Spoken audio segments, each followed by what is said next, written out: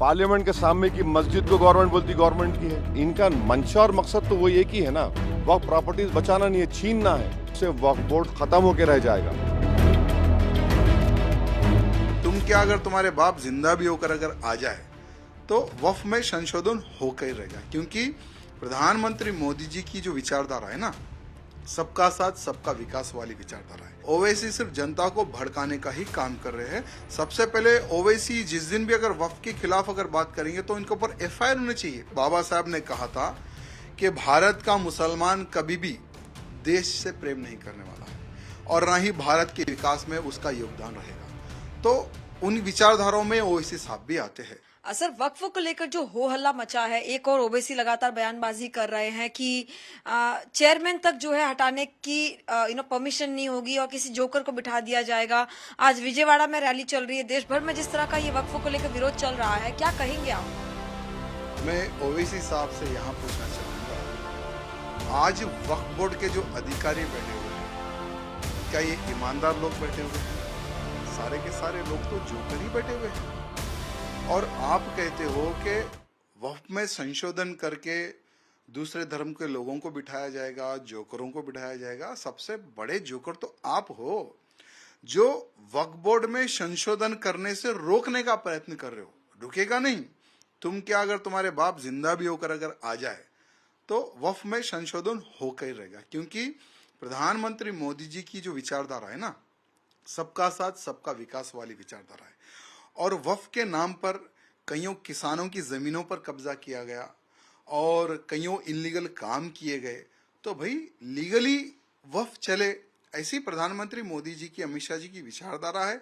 इसलिए 14 संशोधन किए जा रहे हैं, जिसमें लोकल कलेक्टर्स को, लोकल एमआरएस को, सभी को पावर दिया जा रहा है कि अगर कहीं पर गलती होती है तो कम से कम उसमें सही करने का एक प्रावधान रहेगा। वो काम हो रहा है। लेकिन आप लोगों को हम एक बात पूछ रहे हैं, जब आप कहते हो कि हमारे पास 10 लाख एकड़ जमीन वक्फ के पास है, तो हम क्या पूछ रहे हैं कि भाई अगर जमीन है तो उसके पेपर भी होंगे, कागजात भी होंगे।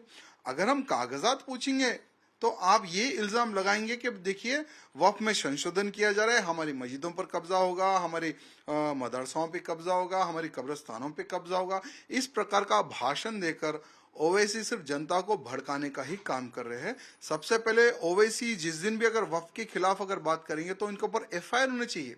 भड़काऊ भाषण पे जैसे हमारे ऊपर एफआईआर होती है, हमें कोर्ट के चक्कर काटना पड़ता है, वैसे ही ओवैसी के खिलाफ भी एफआईआर होनी चाहिए, क्योंकि ये भड़काने का काम कर रहे हैं। जी सर, उनका लगातार ये कहना है कि चंद्रबाबू नायडू, जयंत और साथ ही चिराग पासवान और नीतीश कुमार के कारण ये बिल पास भी हो रहा है, लेकिन किस मुंह से ये मुसलमानों को जो है अपना चेहरा दिखाएंगे? ये लगातार जो है ओवैसी सवाल पूछ रहे हैं।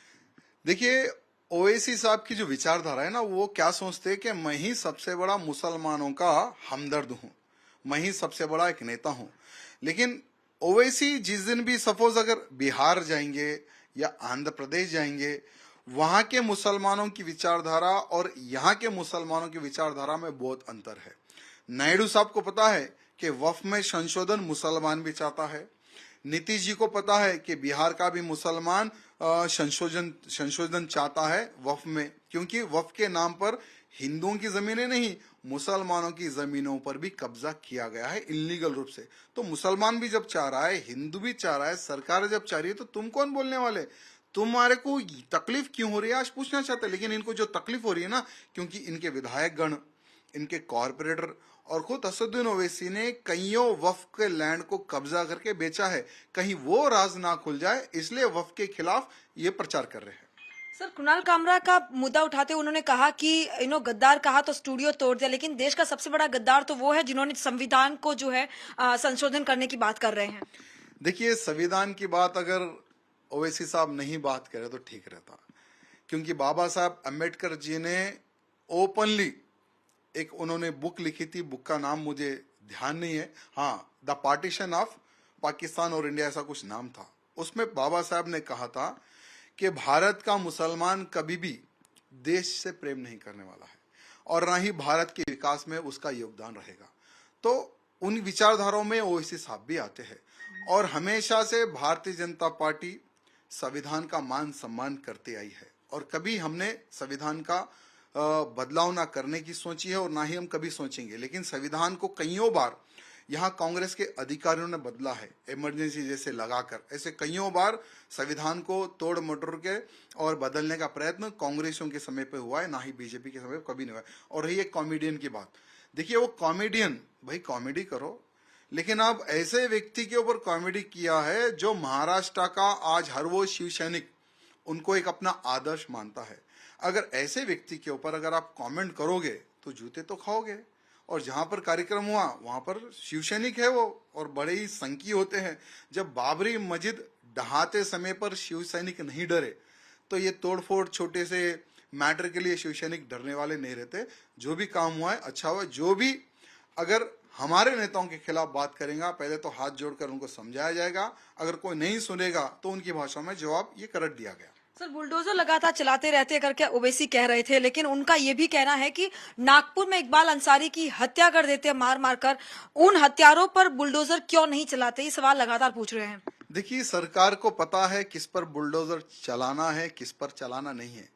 तुम सजेशन मत दो, और तुम्हारे सजेशन देने से सरकार तुम्हारे सजेशन पर इम्प्लीमेंट करेगी, विचार करेगी, ऐसी मत सोचो। सरकार को पता है, महाराष्ट्र की जो सरकार है उनको पता है कि किन के वोट से सरकार जीती है। सरकार को बहुत अच्छे से पता है किन पर बुलडोजर चलाना है, किन पर नहीं चलाना है।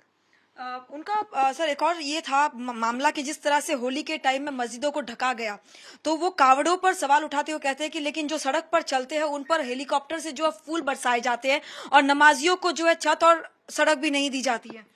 देखिए, कावड़ की जो यात्रा होती है, कईयों भक्त पदयात्रा करते हैं पैदल, नर नारी छोटे छोटे बच्चे सभी शिव भक्त पैदल चलते हैं। वो उनके मान सम्मान से अगर कोई फूल उन पे बरसाता है, सरकार हो या मुख्यमंत्री जी हो, जो भी विधायकगण हो, ये अच्छी बात है, इसके लिए आप तारीफ करनी चाहिए। और रही आपकी मस्जिदों को ढकने की बात, तुम्हारे मौलवी खुद कहते हैं कि भाई हमारे मस्जिद पर कलर ना गिर जाए, और अगर हमारी मस्जिद पर कलर गिरेगा तो फिर हमारे लोग रोड पर आकर धरना प्रोटेस्ट या किसी पर हमला ना कर दे। तुम्हारे मौलवी कहने के बाद में ही मस्जिद को ढका जाता है। ओवैसी साहब पहले वो इंक्वायरी कर ले। मस्जिदों को ढका इसलिए नहीं जाता कि कोई मुसलमान डरे, मस्जिदों को इसलिए ढका जाता है कि मस्जिद पर कलर ना गिर जाए और कोई बवाल ना हो जाए। ओवैसी साहब एक बैरिस्टर रहकर, वो तो डुप्लीकेट बैरिस्टर है, एक बैरिस्टर रहकर इस प्रकार की छोटी भी बात वो करते तो सोचने वाली बात है। सर, कर्नाटका में मुसलमान कॉन्ट्रैक्टर्स को जो है 4% रिजर्वेशन की बात कही है। कल टाइम समिट में अमित शाह ने कहा कि ये मुसलमानों को लॉलीपॉप दिखाने की बात है। देखिए, कर्नाटक की सरकार की जो विचारधारा है आप सबको पता ही है। 4% मुसलमानों को रिजर्वेशन देने का जो उन्होंने जो अलॉटमेंट किया है कॉन्ट्रैक्टर्स को, वो होने वाला है नहीं। तेलंगाना की सरकार ने भी पिछले बार अलॉटमेंट किया था केसीआर साहब ने कि हम 10% देंगे, हम 5% देंगे, हम 4% देंगे। होने वाला नहीं है, क्योंकि वो केंद्र के पास ही जाएगी फाइल, सो वहां से रिजेक्ट होगी। क्योंकि केंद्र क्या चाहता है, सबको एक समान लेकर चलना है, सबको एक समान से रिजर्वेशन मिलना है।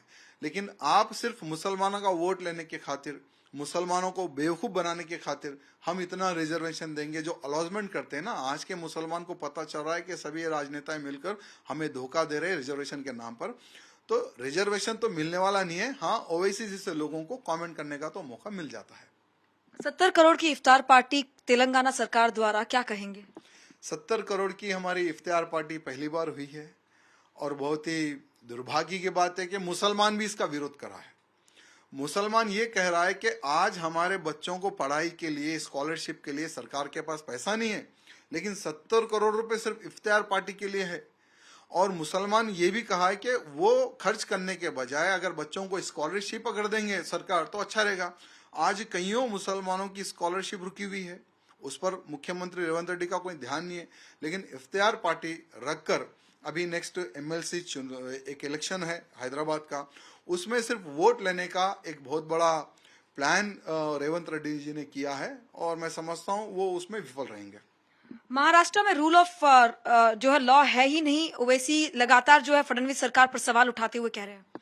अगर महाराष्ट्र में लॉ ऑफ रॉल अगर नहीं, अगर मैंने लॉ एंड ऑर्डर अगर डिस्टर्ब होता तो ओवैसी को चाहने वाले एक भी महाराष्ट्र में नहीं रहते। आज महाराष्ट्र तरक्की में भी आगे बढ़ रहा है, विकास में भी आगे बढ़ रहा है, हर चीज में नंबर 1 आज महाराष्ट्र है। लेकिन ओवैसी जैसे लोगों को तभी तकलीफ होती है जब इनके जो फॉलोअर होते हैं ना, जब उनको वहां पे तकलीफ होती है तो ये लोग इस प्रकार के कमेंट करते हैं। लेकिन आज बहुत ही डिसिप्लिन से महाराष्ट्र की सरकार वहां की जनता को चला रही है। अगर नागपुर के केस को अगर हम देखेंगे तो नागपुर में एक षड्यंत्र किया गया, एक प्लेस में बैठकर एक षड्यंत्र किया गया जिसमें पत्थर उत्तर सब जमा करके पब्लिक पे अटैक किया गया। जो लोग अटैक करे आज वो जेल में है, कई लोग फरार में है। तो वो ओवैसी को तकलीफ है क्योंकि लगभग लोग ओवैसी के फॉलोअर है, उनको अंदर डाला गया। इसलिए ओवैसी कहता है कि लॉ एंड ऑर्डर डिस्टर्ब है। कोई लॉ एंड ऑर्डर डिस्टर्ब नहीं है। पत्थरबाजों को अच्छे से सबक सिखाया गया पूना में, महाराष्ट्र में। मैं समझता हूँ नेक्स्ट कोई पत्थर उठाने से पहले 10 बार विचार करेगा। Right sir, thank you so much sir.